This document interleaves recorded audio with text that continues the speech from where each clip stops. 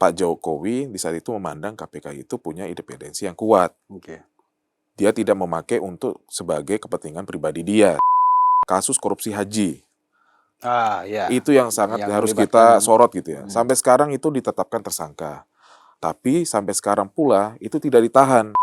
Masyarakat yang ingin haji tertunda terus uangnya ternyata dipakai untuk kepentingan para oknum. Itu kan menurut saya itu lebih dari harusnya dikasih pidana hukuman mati. Lebih baik memperkuat yaitu kepolisian dan kejaksaan di situnya. KPK tenggelamkan saja. Atau Mungkin gimana? saatnya harus pembenahan di situ. Tapi susah sebenarnya di negara kita ini untuk bisa melihat orang berdiri sebagai pejabat tanpa ada konflik of interest atau kepentingan pribadi. Sebenarnya kalau udah ada undang-undang perampasan aset, tanpa KPK pun sudah berjalan. Oke, berarti Karena sekarang ini kejaksaan itu sangat getol terkait undang-undang perampasan aset harus segera disahkan. Oke, jadi undang-undang perampasan aset atau KPK? Dua-duanya.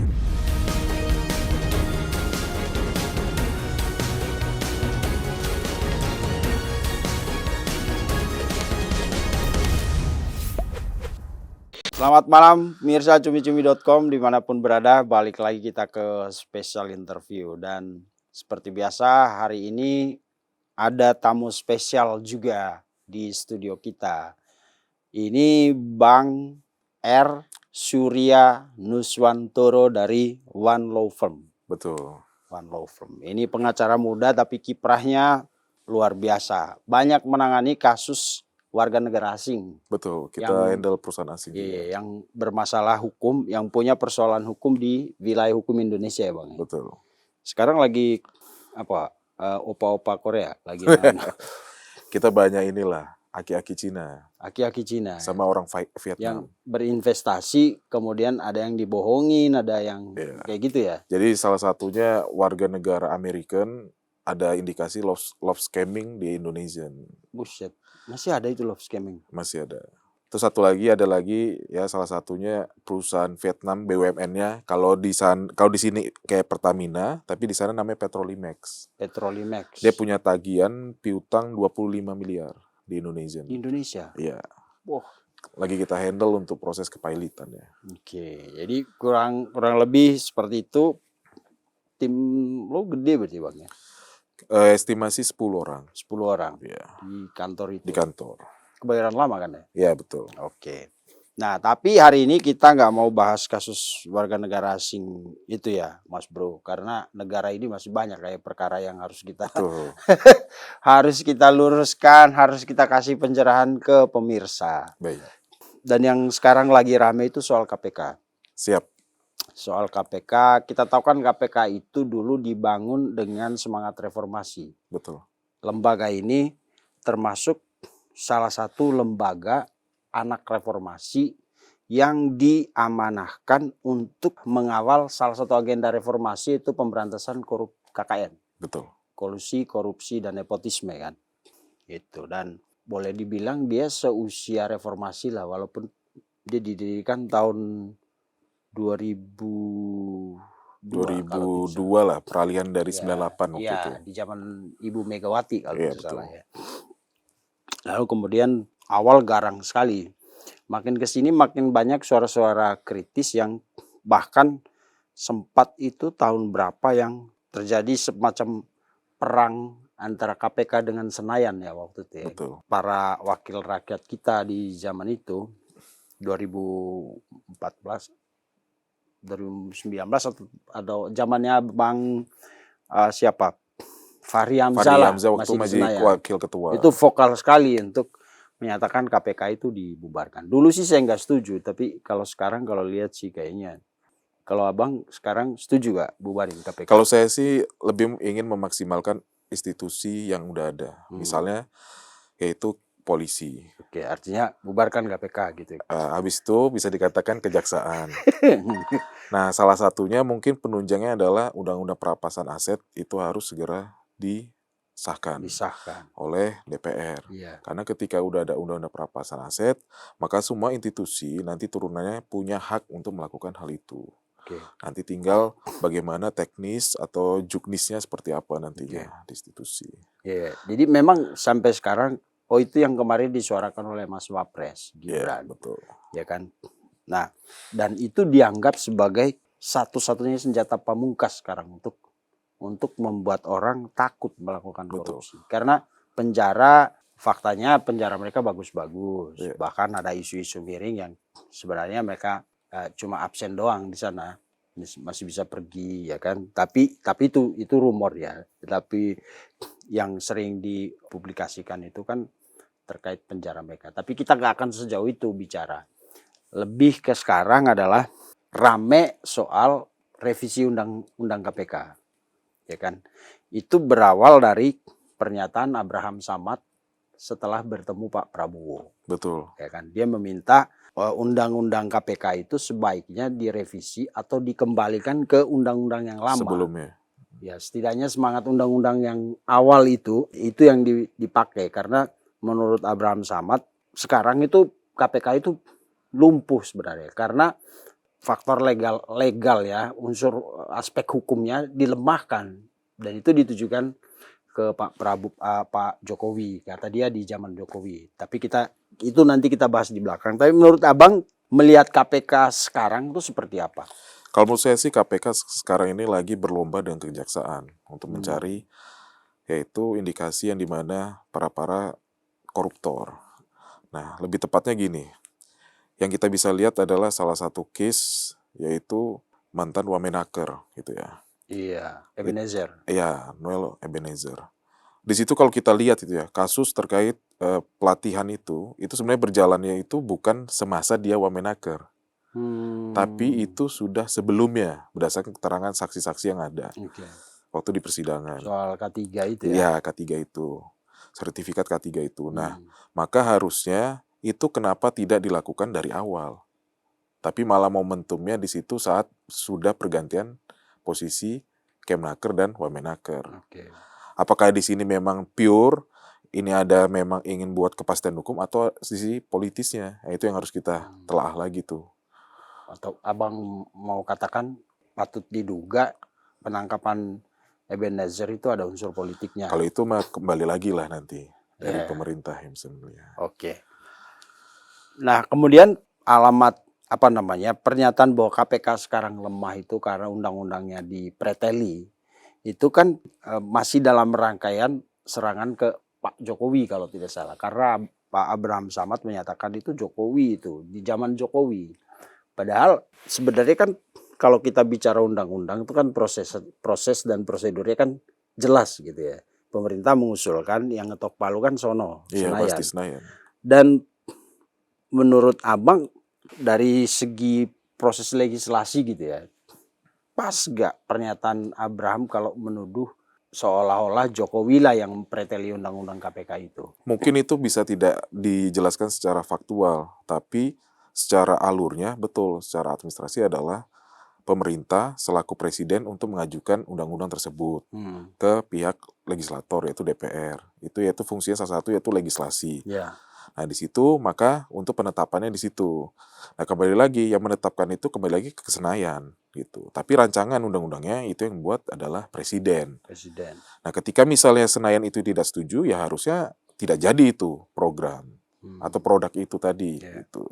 Dan Pak Jokowi sendiri sebenarnya dia tidak ada klarifikasinya dikit. Tapi kemudian sekarang kan beredar lagi video ketika dia menanggapi isu revisi undang-undang KPK itu. Dan dia di video itu yang sekarang dia ulang lagi bahwa itu adalah inisiasi DPR. Itu dia sudah bicarakan ketika wacana revisi undang-undang KPK itu muncul. Dan di pernyataan dia waktu masih jadi presiden itu, dia tetap menginginkan supaya KPK itu menjadi lembaga yang lebih kuat dalam hal pemberantasan korupsi. Lebih kuat dari lembaga lain, bahkan dari kejaksaan, dari kepolisian. Dan di situ terlihat sekali dari pernyataan beliau itu ya, bahwa dia sebenarnya menghendaki KPK itu tetap sebagai orang bilang dulu lembaga super body, tapi maksudnya lembaga yang memang benar-benar diandalkan untuk memberantas korupsi. Misalnya salah satu butir yang tadi saya dengar itu soal penyadapan. Penyadapan. Nah, kan waktu itu ada usulan kalau KPK mau menyadap karena katanya kan itu kewenangan penyidik, tapi di KPK juga kan ada Iya. penyidik. Nah, waktu itu kalau tidak salah isunya, wacananya adalah kalau mau melakukan penyadapan harus izin dulu. Dan di pernyataan Pak Jokowi waktu itu mengatakan tidak perlu izin, biarkan penyidik KPK melakukan itu secara mandiri gitu loh. Dan saya juga bingung di mana apa niat Pak Jokowi melemahkan KPK itu dari pernyataan beliau itu ya. Jadi kalau misalnya nih KPK kan permintaan dari statement yang saya dengar itu ya, dari Pak Jokowi waktu zaman menjadi presiden itu dia inginnya instruksinya itu koordinasi sama Dewan Pengawas, bukan kementerian atau pemerintah. Ya. Biar apa? Biar adanya independensi di situ. Karena ini adalah lembaga independen atau ad hoc untuk melakukan tidak pidana melakukan pemeriksaan terkait KKN itu tadi. Nah, cuman di sini yang kita harus lihat adalah Pak Jokowi di saat itu memandang KPK itu punya independensi yang kuat. Dia tidak memakai untuk sebagai kepentingan pribadi dia saat itu. Nah, tapi ini kembali lagi ke stigma masyarakat. Yang terjadi adalah KPK saat ini lagi gencar-gencarnya nih dalam masa kepemimpinannya Pak Prabowo. Banyak nih pejabat-pejabat yang sudah mulai dilakukan penangkapan oleh KPK. Cuman kadang yang saya lihat itu ya di proses persidangan adalah bukti-bukti yang dihadirkan dalam proses penetapan itu sampai sekarang pun kita masih mempertanyakan apakah benar ya. Gini lah, salah satu contoh adalah kasus korupsi haji. Ya. Itu yang sangat harus kita sorot gitu ya. Sampai sekarang itu ditetapkan tersangka. Tapi sampai sekarang pula itu tidak ditahan. Menaker. Mantan Menak. Ya, yaitu mantan Menteri Agama waktu zaman Pak Jokowi. Nah, itu kita harus memperhatikan hal itu gitu ya. Nah, terus habis itu ada pihak swasta yaitu bisalah kita tahu sendiri itu yaitu usahanya dari mantan Menpora dulu ya kan, Maktu gitu. Nah, itu juga kita harus soroti. Kenapa saat ini sampai sekarang ini kondisi saat ini KPK tidak melakukan hal itu? Dengan hal yang sama, yang dimana di sini ada Wamenaker ditangkap, di sini ada pelaku terkait Blu-ray Kargo, di sini ada kasus mantan wali kota Madiun, di sini segala macam. Tapi kasus korupsi haji ini tidak segera dieksekusi, ditangkap. Padahal udah tersangka. Udah tersangka. Oh iya, ini agak unik ya. Biasanya KPK itu langsung gercep gitu kan. Maksudnya sigap untuk melakukan penangkapan, tapi di saat ini momen yang berbeda gitu. Apakah mungkin di situ di belakang itu ada gurita bisnis yang terkait model bisnisnya itu agama, berkedok agama maksud saya, atau seperti apa? Ini yang harus kita bongkar di sini. Gitu. Berarti kalau dibilang KPK lemah itu bukan karena undang-undangnya juga ya, bukan semata-mata karena undang-undangnya konon katanya dilemahkan kan, dipreteli gitu. Tapi KPK-nya sendiri sebagai institusi ternyata ada semacam pilih-pilih gitu. Ini ditahan, ini enggak, ditahan enggak gitu ya. Jadi mereka sendiri yang justru KPK itu sendiri yang justru melemahkan diri mereka sendiri. Kita yang bisa lihat kan selama ini kalau KPK menetapkan tersangka pasti flow-nya pasti ini udah persiapan nih dipanggil, terus habis itu penetapan tersangka, habis itu ditahan. Tapi ini berhenti nih sampai saat ini. Belum berjalan kasus ini. Sedangkan banyak kalau kita lihat masyarakat yang ingin haji tertunda terus uangnya ternyata dipakai untuk kepentingan para oknum. Itu kan menurut saya itu lebih dari harusnya dikasih pidana hukuman mati gitu terkait para koruptor itu. Nah, cuman kalau koruptor ini ternyata hanya boneka yang dimana di belakangnya ada satu sosok yang mempermainkan mereka, itu harus kita bongkar kasus itu. Jadi ada dugaan KPK itu yang dibilang lembaga independen, tapi juga nggak bisa independen gitu. Karena ada pengaruh entah dari belakang, dari samping, atau dari depan gitu yang membuat mereka tidak leluasa bergerak atau tidak bergerak secara independen. Ya bisa dikatakan. Contohnya kasus haji itu loh. Iya betul. Itu udah benar-benar clear. Maksudnya kita lihat secara fakta itu udah ada di televisi, semua bisa kita lihat. Sampai sekarang kasus haji pun masih stagnan, tidak ada pergerakan sama sekali gitu. Mungkin pergerakannya itu memanggil para pihak yang saksi-saksi yang terlibat di situ gitu. Kasus Chromebook juga banyak diprotes. Kalau Chromebook kan kejaksaan. Oh iya, dia kejaksaan. Oke, yang di KPK itu Ebenezer ya? Iya, Ebenezer. Atau mereka bagi-bagi kali sekarang ya, mantan menteri ini ke sini. Atau siapa cepat aja gitu. Ini lagi berlomba untuk mencuri perhatian presiden seperti Nah, ini. itu yang kemudian ini masih sangat terbatas suaranya. Orang mempertanyakan kan lembaga KPK itu ad hoc, artinya sementara kan. Nah, sementaranya sampai kapan? Gitu loh. Dulu Senayan gencar sekali untuk membubarkan KPK. Nah, kalau menurut Bang Surya, masih perlu nggak KPK itu? Kalau menurut keyakinan saya, Menurut keyakinan saya. terkait dengan perlu atau tidaknya, Mm-mm. perlu, tapi harus dilakukan perombakan total. Apa itu? Mungkin strukturnya harus dikomposisikan dengan mungkin bisa dikatakan wakil ketuanya dari kepolisian. Itu maka diubah undang-undangnya. Secara Ketuanya. komisionernya itu. Mm. Maka dilihat dulu secara fit and proper test itu benar atau tidak. Itu tesnya juga seperti apa. Secara background terutama itu yang paling penting. Backgroundnya mungkin bisa dikatakan dari kepolisian atau dari tentara atau seperti apa atau dari kejaksaan gitu. Maka itu harus melengkapi saat ini. Oke. Jadi kalau itu perlu atau tidak ya perlu. Perlu ya. Ya, pembenahan lebih tepatnya. Benar. Jadi Polri sama kejaksaan saja belum cukup kuat untuk melakukan upaya pemberantasan korupsi. Kalau menurut saya sih udah cukup. Saya malah mendukung penuh Polri untuk ditingkatkan, Diperkuat ya. diperkuat. Ya, hilangkan KPK.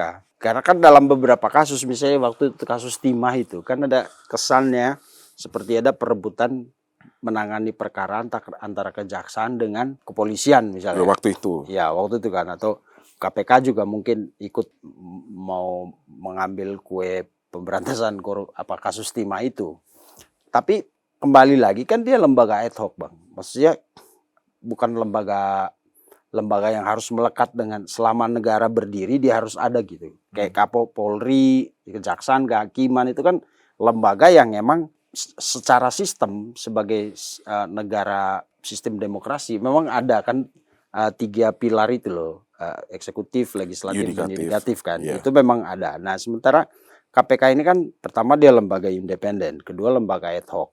Nah, ad hoc-nya ini sementaranya ini sampai kapan menurut Abang? Apa? Maksudnya dia harusnya ditempatkan apakah seperti harus di yudikatif, kesamaan dengan setara dengan kejaksaan, Iya. mungkin seperti itu kan. Betul. Nah, cuman kan saat ini mungkin tidak memadai, akan itu ada terkait dengan politiknya akan bentrok nanti di situ, sesama ego sentris terkait pemerintah ini bersama lain.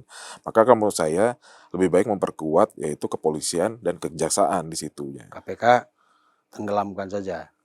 Atau Mungkin gimana? saatnya harus pembenahan di situ. Kalau tidak salah semangatnya dulu, mudah-mudahan saya tidak salah. Spirit kita mendirikan KPK itu adalah karena selama rezim Orde Baru itu kejaksaan dan kepolisian juga kehakiman itu seperti terkooptasi di bawah rezim kan. Makanya isu KKN itu kan kencang sekali di zaman Orde Baru itu. Dan itu sangat sulit karena orang-orang yang melakukan pelaku KKN itu mereka seperti gurita yang ada di semua lembaga, terutama di lembaga penegakan hukum. Maka ketika reformasi terjadi, kita berpikir untuk ayo dibuat lembaga independen sambil 3 lembaga ini dibersihkan dulu. Masa nggak bersih-bersih, Bang? Udah 20 tahun lebih kita. Emang belum? Belum. Emang belum bersih. Tapi sudah bisa diandalkan nggak? Untuk KPK sendiri? Untuk kepolisian dan kejaksaan. Kalau secara optimal 1 sampai 100 belum bisa 100. Belum bisa 100. Tapi setidaknya untuk saat ini sudah sangat bagus. Oke. Berarti kejaksaan dan kepolisian dalam upaya pemberantasan korupsi tanpa KPK pun oke sebenarnya. Bisa. Oke, berarti sudah seharusnya lembaga ad hoc ini mungkin anggapannya karena dampaknya banyak, Bang. Kita kan tahu negara kita lagi sangat ketat untuk urusan finansial kan. Urusan budgeting dan lain-lain lah, itu urusan keuangan ya kan. Kalau misalnya ada lembaga yang dulu sifatnya ad hoc dan lembaga yang ditopang oleh dia sementara waktu sudah cukup kuat untuk berdiri sendiri, mending lembaga ini yang satu ini dihilangkan saja. Kalau menurut saya ya, Bang, karena kan itu banyak sekali dampaknya ya, soal keuangan, soal segala macam lah, gitu. Menurut Abang gimana? KPK masih kita perlukan untuk pemberantasan korupsi atau tidak? Soalnya kita nggak tahu once nanti misalnya dari kejaksaan ataupun dari kepolisian mengalami hal yang sebelumnya, maka mungkin dibutuhkanlah nih sosok KPK. Maka saat ini adalah yang diperlukan adalah untuk pembenahan di pihak KPK sendiri. Berarti akan ada terus dong. Kalau dibenahi kan akan ada terus. Betul. Makanya harus segera untuk dilakukan ultimatum dari presiden segera. Makanya kemarin pertemuan dari mantan ketua yaitu Bapak Alpam Sahamat itu menurut saya udah benar. Mungkin ada instruksi khusus untuk beliau. Untuk melakukan pembenahan terhadap KPK itu. Atau kenapa nggak dikasih tenggat waktu aja? Misalnya kita pertahankan KPK sampai 2030. Setelah itu selesai. Dan dalam periode itu semua energi dipakai untuk membenahi kejaksaan dan kepolisian, ya kan? Karena lembaga ini yang tidak boleh hilang selama negara itu ada, ya kan? Kalau KPK kan ad hoc, sementara. Nah, sementaranya kapan kalau kita mengatakan oh ini korupsi masih banyak ya, sampai kapan juga kayaknya korupsi itu nggak akan hilang-hilang. Makanya kan sebenarnya KPK itu kan pastinya akan menyita aset-aset para koruptor. Abang tahu kan kadang misalnya ada buka lelang, harta-harta yang sudah disita gitu. Betul. Kan. Nah itu kita tahu sendiri kalau Indonesia kan banyak juga oknumnya. Nah kita harus validasi benar nggak tuh proses pelelangannya juga gitu kan, aset-aset yang dari para koruptor itu. Nah itu satu. Kedua, mungkin kembali lagi, legitimasinya harus diperkuat lagi, berarti KPK gitu. Dengan rujukan yang dimana para personalnya itu yang jelas. Gitu. Tapi susah sebenarnya di negara kita ini untuk bisa melihat orang berdiri sebagai pejabat tanpa ada konflik of interest atau kepentingan pribadi. Betul. Kebanyakan itu pasti ada sudah titipan gitu. Maka harus dibangun saat ini proses mungkin fit and proper test-nya itu kan lumayan politis kalau kita lihat ya. Tapi udah bener sih saat ini mungkin saya udah tahu beberapa mungkin di kalangan misalnya di ini ya kepala desa gitu ya. Misalnya dia ada indikasi gratifikasi gitu ya. Pasti dia akan disuruh balikin uang itu gitu. Nah sekarang itu menurut saya sangat ketat lah terkait dengan proses hukum yaitu apalagi KKN ini gitu. Karena memang pemerintah lagi ingin menghilangkan yaitu KKN 100% gitu. Biar apa? Nanti potensinya yaitu para investor asing masuk di Indonesia dengan aman. Kan sebenarnya peran atau nafas melawan korupsi itu kan salah satunya memang undang-undang, ya kan? Yang kemudian nanti pelaksananya oleh implementasinya dilakukan oleh institusi yang berkepentingan kan, berwenang. Nah, misalnya Bang, tanpa KPK, tapi kita punya undang-undang perampasan aset. Menurut Abang, korupsi itu bakal benar-benar hilang nggak? Tapi tanpa KPK, tapi undang-undang perampasan aset itu disahkan. Menurut saya pasti kalau ketika diimplementasi jelas, konkret, tanpa pandang bulu, itu pasti akan clear semua korupsi. Dengan undang-undang perampasan aset. Betul. Dan orang sekarang, pejabat pasti banyak yang ketakutan. Ketika ini disahkan di Senayan. Jadi kalau Bang Surya ditanya mau yang mana, sahkan undang-undang perampasan aset dan bubarkan KPK atau KPK tetap ada, undang-undang perampasan aset kita kesampingkan.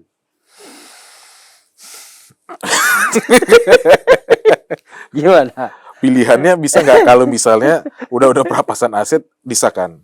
Disahkan. Iya. Berarti nggak perlu ada KPK kan? Tapi saya tidak membahas KPK-nya gitu.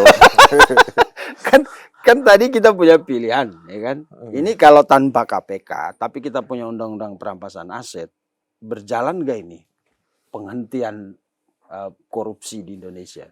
Sebenarnya kalau udah ada undang-undang perampasan aset tanpa KPK pun sudah berjalan. Berarti karena sekarang ini kejaksaan itu sangat getol menangkap. Kita lihat itu kasus-kasusnya kan besar-besar sekali nilainya. Jadi mana yang harus kita perjuangkan? Membenahi KPK atau menggolkan undang-undang perampasan aset? Dua-duanya. Dua-duanya. Tapi bukankah tanpa KPK kalau undang-undang perampasan aset berhasil kita? Kembali lagi kita nggak tahu kan dua institusi ini lagi benar-benar damai. Kita ke depannya kita nggak tahu seperti apa. Gitu. Harus lembaga yang ad hoc independen di tengah-tengah yang melerai ini. Misalnya sudah tidak damai. Bagaimana dia bisa dikatakan independen, Bang? Sementara di dalamnya itu kan orang-orangnya adalah orang-orang dari bahkan mungkin dari dua institusi itu kan. Misalnya ketua KPK itu berasal dari institusi Polri yang kita tahu ya sulitlah untuk mereka benar-benar terpisah dari institusi asalnya itu ya. Mungkin secara background mungkin itu persyaratan atau requirements untuk sebagai komisioner itu udah benar. Karena kan insting untuk sebagai komisioner KPK itu harus dari pihak kepolisian atau kejaksaan. Nah, kita anggaplah mungkin pemerintah itu acuannya adalah dua institusi yang oke sebagai komisioner KPK secara kredibilitasnya gitu. Nah, maka menurut saya itu ya nggak ada salahnya alasan Dari itu. segi keilmuan juga Iya, ya, betul. urusan penyidikan, Apalagi proses penyelidikan itu kan insting tidak. intelijennya itu kan Betul. harus dari kepolisian. Oke. Gitu. Nah, tadi saya ikutin Abang bilang benahi KPK dan golkan undang-undang perampasan aset. Apa yang harus dibenahin di KPK ini? Kalau menurut saya sih dari ini ya, struktur, terus terkait dengan personal. Mungkin harus digetolin, mungkin ada kalau misalnya itu kan sudah ada Dewan Pengawas. Maka fungsi Dewan Pengawas tuh harus lebih getol ke bawah, monitoring komisionernya dalam job desk pekerjaannya. Iya. Gitu. Ya, namanya juga Dewan Pengawas kan nggak tunggu pengaduan. Iya, betul. Pengawas kan harus mengikuti. Harus reaktif dia. Ya. Harus proaktif dia. Iya, betul. Mengawasi. Oke. Jadi apa yang Bang Surya mau sampaikan terkait isu yang lagi panas ini, revisi Undang-Undang KPK, balikin ke Undang-Undang yang lama, dan bagaimana KPK ke depan?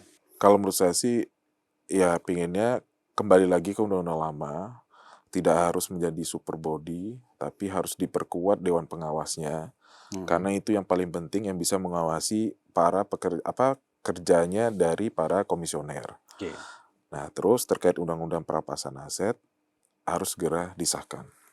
Jadi Undang-Undang perampasan aset atau KPK? Dua-duanya.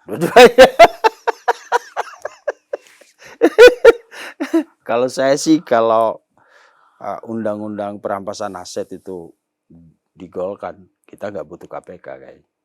Ya mungkin kadang saya akan sama insting Sebagai dari Bang orang Vincent. yang membutuhkan aliran uang negara untuk pemenuhan kebutuhan yang lain, saya pikir kalau Undang-Undang perampasan aset itu benar-benar bisa diimplementasikan oleh lembaga penegakan hukum kita yang kejaksaan dan kepolisian itu, saya pikir kita nggak perlu KPK. Jadi ya bisa aja mungkin menurut keyakinan Bang Vincent ketika itu memang bisa dibubarkan anggaran dialokasi dengan memenuhi yaitu visi misi presiden MBG, itu bisa juga ya kan, nanti atau anggarannya ke sana masih gitu. Banyak kan, iya betul.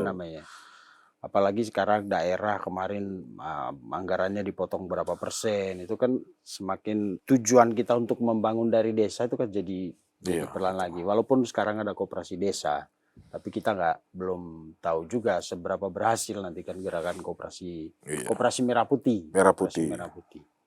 Gitu. Baik. Siap. Masih ada yang Abang mau sampaikan? Udah cukup sih. Mungkin momen ini adalah supaya nanti Undang-Undang perampasan aset segera disahkan. Betul. Oke. Berarti Abang sepakat sama Mas Wapres ya? Betul, saya sepakat sama Mas Wapres. Oke. Tapi orangnya Mas Wapres? Bukan. Terima kasih Bang Surya. Terima kasih Bang Vincent. Atas waktunya menyempatkan diri dari kesibukan di kantor. Tadi lagi sebenarnya mampir karena lagi lewat tadi. Kasus, ya? Iya betul. Sarah tadi kesini. Dari Jaksel. Dari Jaksel. Oke, baik. Terima kasih Bang. Siap. Pemirsa, mudah-mudahan obrolan kita hari ini kembali membuka cakrawala berpikir kita tentang bagaimana seharusnya penegakan hukum, terutama upaya pemberantasan korupsi di negara ini yang sudah sudah sepatutnya kita lakukan. Apalagi ini kan jadi agenda reformasi kan. Betul. Gitu. Terima kasih Bang. Siap. Bang Sampai Vincent. jumpa di episode selanjutnya. Pasti kita pengen ekspresi mengedepankan estetika Kan dokter sampaikan. jelas tadi mendengarkan.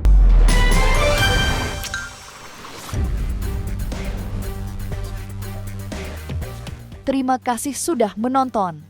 Jangan lupa like, komen, share, dan subscribe video cumi-cumi.com.